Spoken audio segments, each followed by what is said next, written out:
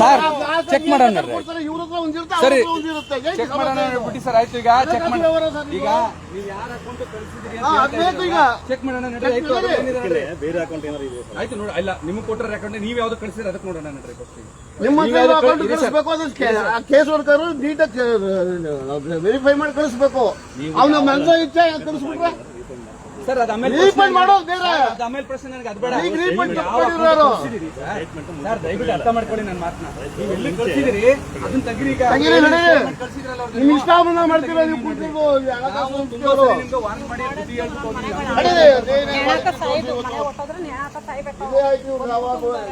ಏನೋ ಕಳೆದ ಇದ್ದವ್ರಿಗೆ ಏನಿಲ್ಲ ತೋರಿಸಿ. ಆಗಿದೆ ಆಗಿದೆ ನಿಮ್ದು ಅಷ್ಟೇ. ಇಲ್ಲ ಹಾಕವ್ರೆ ಪ್ಯೂರ್ ಹೋಮ್ ಮೇಡ್ ಏನಿದು ಅವ್ರದೆಲ್ಲ ಬನ್ನಿ.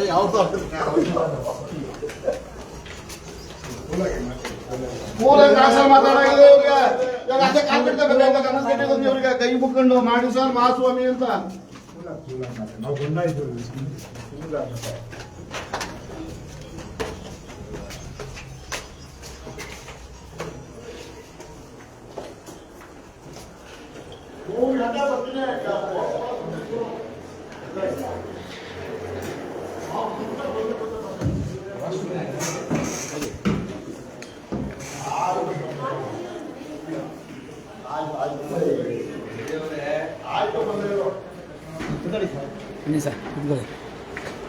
ಎಲ್ಲ ಟೀಮ್ ತಕ್ಷಣ ಇದಕ್ಕೆ ಬನ್ನಿ. ಇವತ್ತು ಅರ್ಥ ಬೇಕಾಗಿದೆ ಮನೆ ಸಮಯ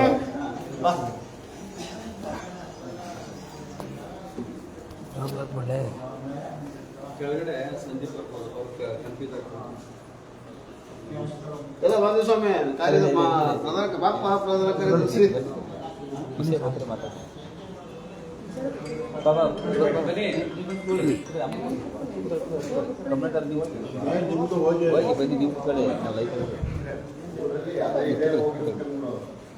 ಮಾಹಿತಿ ಕೊಡ್ಬೇಕು. ನೀವು ಸಮಸ್ಯೆ ಕೂತ್ಕೊಳ್ಳಿ.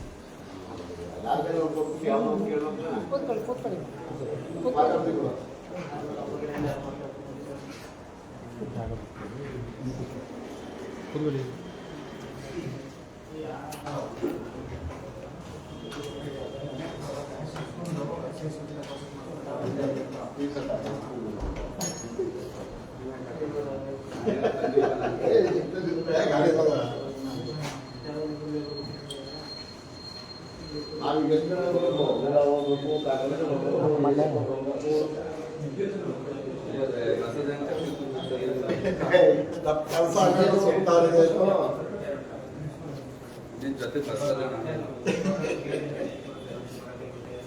ನಾನು ಅದೇ ಯೋಚನೆ ಮಾಡ್ತಿದ್ದೆ. ಯಾರು ತಗೊಂಡು ಒಂದು 5 ಜನ ಜೊತೆಗೆ ದಿನನಿತ್ಯ ಬರೀ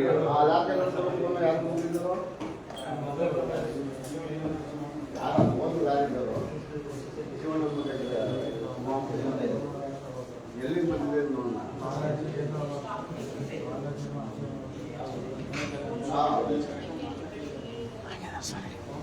ಕರೀರಿ. ಯಾರು ಯಾರು ಬಂದ್ರು? ಅವ್ರು ಏನ್ ಮಾಡ್ತಾ ಇದ್ದಾರೆ?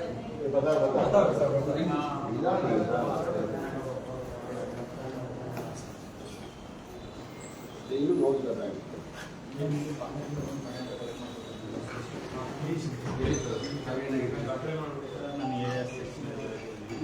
ಇದ್ರ ಬಗ್ಗೆ ನಿಮ್ಗೆ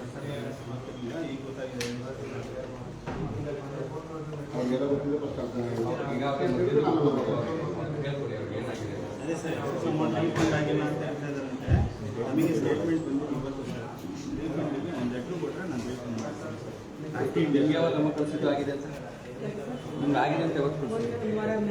ಒಂದು ವಾರದ ಆಯ್ತು ಕಳಿಸ್ತೀವಿ. ಇವತ್ತು ಬಂದ ಮೇಲೆ ಒಂದು ವಾರಕ್ಕೆ ಮುಂಚೆ ಹೆಂಗೆ ಕಳಿಸ್ತೀರಿ? ನೋಡಿ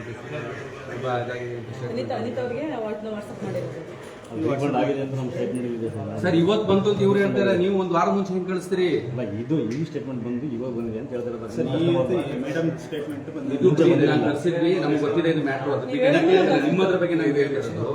ನೀವು ಯಾವತ್ತು ಯಾವ ಅಕೌಂಟ್ ನಂಬರ್ಗೆ ಅಮೌಂಟ್ ಕಳಿಸಿದ್ರೆ ಅದನ್ನ ತೋರಿಸಿ ಅಂತ ಅಷ್ಟೇ ಹೇಳ್ತಾರೆ. ನಾವು ಅದಕ್ಕೆ ಸಂಬಂಧಪಟ್ಟಂಗೆ ನಾನು ಇಲ್ಲಿ ದಾಖಲೆ ಕಳಿಸಿದ್ವಿ, ಅದನ್ನ ನಾವು ಕೊಡಿ.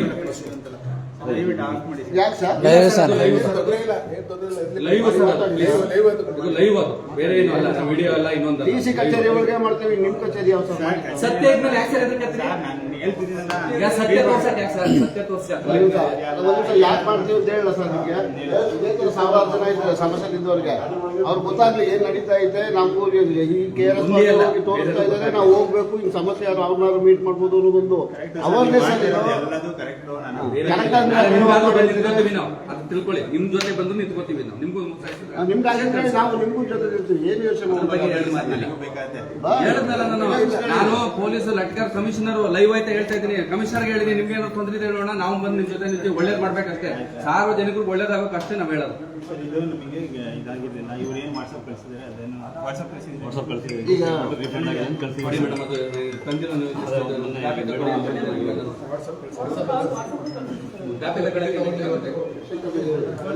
ಅವ್ರು ಕಳಿಸಿ ಅವ್ರಿಗೆ ಕಳಿಸಿ ಒಂದು ಕಾಪಿ ಒಂದು ಸ್ಟೇಟ್ಮೆಂಟ್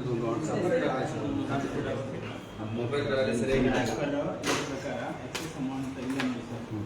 ಎಕ್ಸೆಸ್ ಪೇಯಬಲ್ ಅಂತ ಹಾಕಿದ್ದಾರೆ.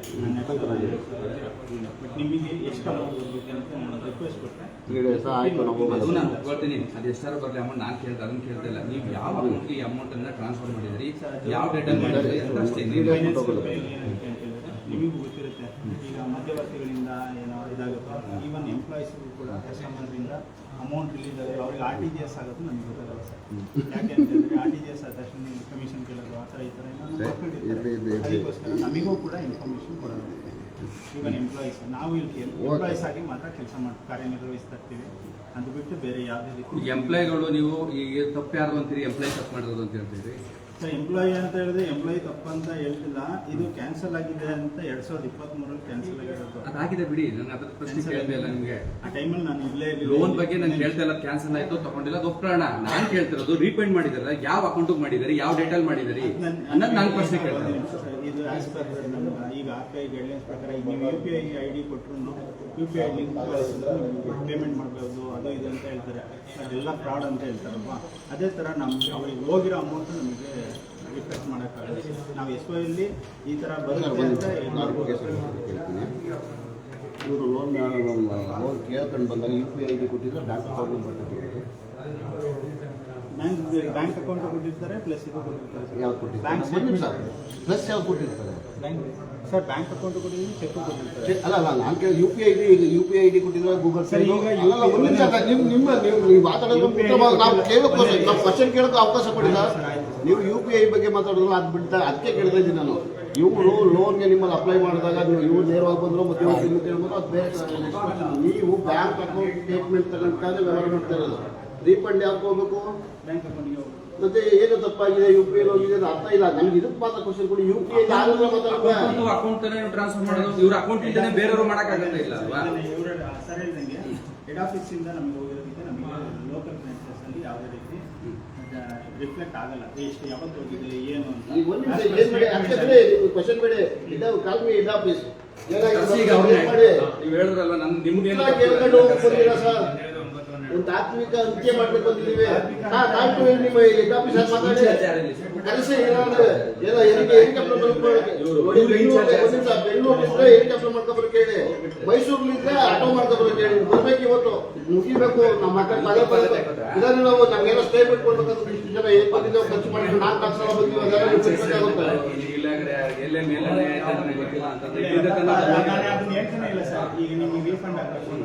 ಆಮೇಲೆ ಪ್ರಶ್ನೆ ನೀವು ಇನ್ನೂ ಎಚ್ಚೆತ್ಕೊಂಡಿಲ್ಲ ಅಂತ ನಮ್ಮ ಮಾತಿಗೆ ಫಸ್ಟ್ ನೀವು ಒಂದಿನ ನೀವು ಮುಂದಕ್ಕೆ ಹೋಗ್ಬೇಡಿ. ನಾವು ರೀಫಂಡ್ ಬಗ್ಗೆ ಅದ್ರ ಬಗ್ಗೆ ಮಾತಾಡ್ತಾ ಇಲ್ಲ. ಇಲ್ಲಿ ಕೇಳಿ ಸರ್, ನಮ್ಮ ಮಾತಿಗೆ ಬದಲು ನೀವು ತೆರಿಗೆ ಉತ್ತರ ಕೊಡಬೇಡಿ. ನಾವು ಬಂದಿರೋದು ರೀಫಂಡ್ ಅಷ್ಟೇ ವಿಚಾರಕ್ಕೆ ಬಂದಿದ್ದೀವಿ. ನೀವು ರೀಫಂಡ್ ಕೊಡ್ತಿರೋ ಬಿಡ್ತಿರೋ ತಗೊಂಡು ಎಲ್ಲಾಗಿದೆ ತಪ್ಪು ರೆಕ್ಟಿಫೈ ಮಾಡಿ. ಏನಾಗುತ್ತೆ ಯಾರಿಗೆ ಉತ್ತರಗಳು ಮಾತ್ರ ನಮ್ಗೆ ಅರ್ಥ ಆಗಿಲ್ಲ. ಸಿಂಪಲ್ ನಾವು ಒಪ್ಪೋದೇ ಇಲ್ಲ. ರಿಕ್ವೆಸ್ಟ್ ರೈಸ್ ಮಾಡ್ತೀವಿ. ಈಗಲೂ ಮಾಡಿ ಹೆಡ್ ಆಫೀಸಿಂದ ರಿಕ್ವೆಸ್ಟ್ ನಾವು ಇಲ್ಲಿಂದ ಹೆಡ್ ಆಫೀಸ್ಗೆ ರಿಕ್ವೆಸ್ಟ್ ಮಾಡ್ತೀವಿ. ಅದೇನು ಅಮೌಂಟ್ ಇದೆ ಅವರು ಮಾಡಿದೀವಿ ಅಂತ ಹೇಳಿದಾರೆ ಅಲ್ವಾ ಅವರು. ಈಗ ನಿಮಗೂ ಕೊಟ್ಟು ಮಾಡಿ ಸರ್, ಲೇಬರ್ ಮಾತಾಡಿ. ಈಗಲೇ ಮೇಲ್ ಹಾಕ್ತೀನಿ. ಆಯ್ತು ಮಾಡಿ. ನೋಡಿ ಮಾಡಿ ಏನ್ ಗೊತ್ತಾ, ನಿಮ್ಗೆ ತಪ್ಪಾಗಿಲ್ಲ ನಡೆದಿಲ್ಲ ಅಂದ್ಮೇಲೆ ಯಾಕೆ ತಪ್ಪು ಮಾಡೋರು ಕರ್ಸಿ ಕರ್ಸಿ ಅವ್ರು ಯಾರು ಮಾಡೋರು ಕರ್ಸಿ ಇದಕ್ಕೆ ಹಣಕಾಸು ವ್ಯವಹಾರ ಸರ್ ಇದು ಈಗ ಮೊನ್ನೆ ಒಂದು ಸಲ ನಿಮಗೆ ಅವರು ಹೆಡ್ ಆಫೀಸ್ ಇಂದ ಯಾವುದೇ ರೀತಿ ತಪ್ಪಾಗಕ್ಕೆ ಚಾನ್ಸ್ ಇರಲ್ಲ. ಮತ್ತೆ ಇಲ್ಲ ಇದು ಇದೆಲ್ಲ ಇದು ಇದು ಇಲ್ಲ ಆಗಿಬಿಟ್ಟು ಯಾರು ಮಾಡಿದ್ರು? ಇಲ್ಲ ಆಗಿರೋ ತೆಗೆಸಿ ಯಾರು ಮಾಡಿದ್ರು ಯಾರು ಮಾಡಿದ್ದು? ಫಸ್ಟ್ ಗೆ ಯಾರು ಲೋನ್ ಮಾಡಿದ್ರು? ಡಿಪ್ಲೊಮಾನಲ್ಲಿ ಲೋನ್ ಮಾಡಿದ್ದಾರೆ ಮನು ಮತ್ತೆ ಕಾರ್ತಿಕ್ ಅವರ. ಅವ್ರು ಯಾರು ಅವ್ರು ಇಲ್ಲಿ ವರ್ಕರ್ಸ್ ಮನು ಮತ್ತೆ ಕಾರ್ತಿಕ್ ಅವರು ಇಲ್ಲಿ ಏನ್ ಜಾಬ್ ಮಾಡ್ತಾ ಇದ್ರು?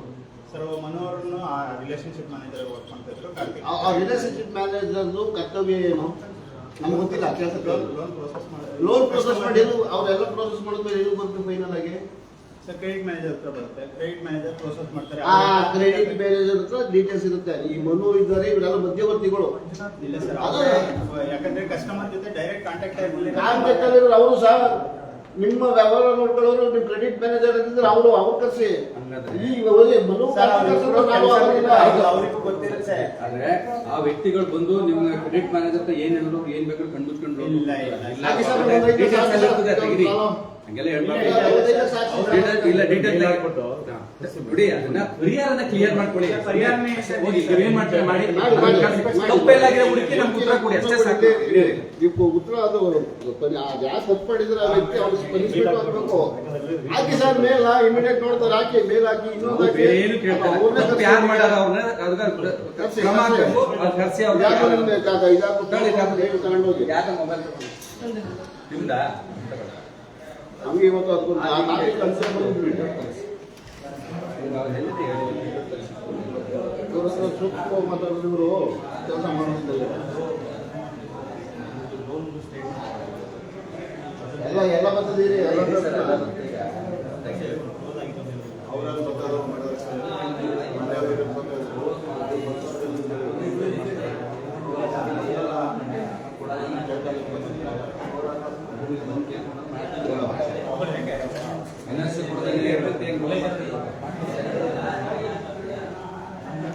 ಮೋಟೋ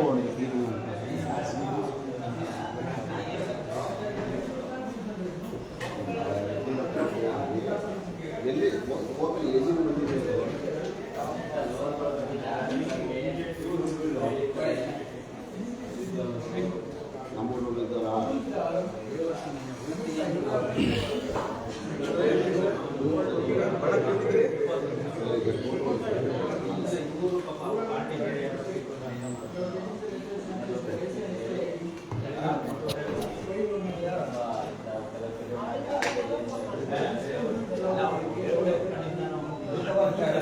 ಲೈವಲ್ ಇದೆಯಾ? ಏನ್ ಮಾಡಿ ಅವ್ರಿಗೆ ಇನ್ನೊಂದು ಮಿತ್ರರೇ ಒಂದು 10 ನಿಮಿಷ ಅವರು ವೆರಿಫೈ ಮಾಡ್ತಾ ಇದ್ರೆ ಮಾಡಿದ್ಮೇಲೆ ಮತ್ತೆ ಲೈವ್ ಬರ್ತೀವಿ ಇದೇ ಪೈಕಿ.